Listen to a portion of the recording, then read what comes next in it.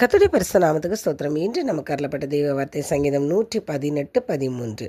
நான் விழும்படி நீ என்னை தள்ளினாய், கர்த்தரோ எனக்கு உதவி செய்தார். இந்த வசனத்தில் என்ன சொல்லியிருக்காங்கன்னா, நம்ம கர்த்தருடைய பிள்ளைகள் எப்படி எந்த நிலையில் ஏறினா கூட சத்துருக்கு தாங்க முடியாது. அதனால் என்ன செய்வான்னா, அவன் வஞ்சனையோடு அலைவான். யாரையாவது எழுப்பி அவங்க மூலமாக நம்மளை கீழே இழுத்து போடுறதுக்கும், நம்மை சுற்றிலும் தேனீக்களை போல முயற்சி நம்மளை எலும்பு விடாமல் தடுக்கிறதுக்கும் முயற்சி பண்ணுவான்.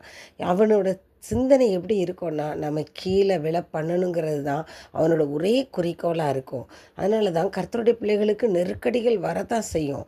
ஏன்னா சுற்றி உள்ளவர்கள் அத்தனை பேருமே எதிராக தான் நிற்பாங்க. அநேகர் அவங்களுக்கு இடரலாக தான் இருப்பாங்க. ஆனாலும் இந்த வசனத்தில் என்ன சொல்லியிருக்கு, நீ என்னை தள்ளுனா, ஆனால் கர்த்தரும் எனக்கு உதவி செய்தார். அவர் நம்மை தாங்கி பிடித்து வழி நடத்தக்கூடிய தேவனாய் நம்மோடு இருக்கிறார். நம்முடைய கர்த்தர் நம்மை கீழே விழாதவாறு நம்மை உயர்த்தி தாங்கி பிடிக்கக்கூடிய வல்லமை உள்ள தேவனாய் இருக்கிறார். அதனால தான் அவருடைய பிள்ளைகள் எப்படி விழுந்தாலும் நம்ம எழும்பி நின்று ஜெயம் கொள்ளக்கூடியவர்களாக தான் நம்ம இருப்போம். அதனால் சத்துருவை கண்டு நம்ம பயப்படக்கூடாது.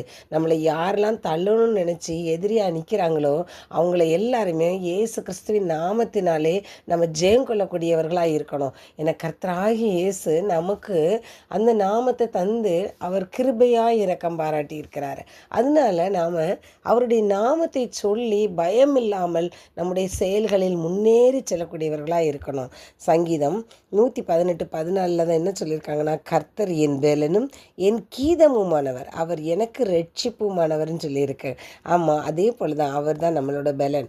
அவர் நமக்கு பெலன் தரும்போது நம்ம எந்த சத்துரு எதிர்த்தாலும் நம்ம அதை முறியடிக்கக்கூடிய வல்லமை நம்ம பெற்றுக்கொள்வோம். அதனால் கர்த்தருடைய பலத்தில் நம்ம எழும்பி நின்று அவருடைய நாமத்தினாலே நம்ம எல்லா ஜெயத்தையும் சுதந்திரித்து கொள்ளக்கூடியவர்களாக இருப்போம். ஸ்தோத்திரராஜா, நன்றியோடு துதிக்கிறோம்ப்பா. தகப்பனே, உம்முடைய நாமம் எங்களுக்கு பலத்தை துருகம்ப்பா. நீங்கள் தான்ப்பா எங்களுக்குள்ள நீங்கள் பலத்தை தரணும். உம்முடைய பலத்தால் நாங்கள் எழுமி நிற்கணும். உம்முடைய நாமத்துக்குள்ளே உம்முடைய துருகத்துக்குள்ளே நீதிமான் ஓடி சுகமாய் தங்கியிருப்பான்னு சொன்னது போல் நாங்கள் ஒவ்வொருவரும் தகப்பனே உம்முடைய சட்டையின் மறைவில் நாங்கள் மறைந்து கொள்ளக்கூடியவர்களாகவும் உம்முடைய பலத்தால் நாங்கள் எழுந்து நின்று பிரகாசிக்கக்கூடியவர்களாக நீங்கள் மாற்றுங்க. இயேசு கிறிஸ்துவின் வேண்டிக் கொள்கிறேன் பிதாவே, ஆமீன்.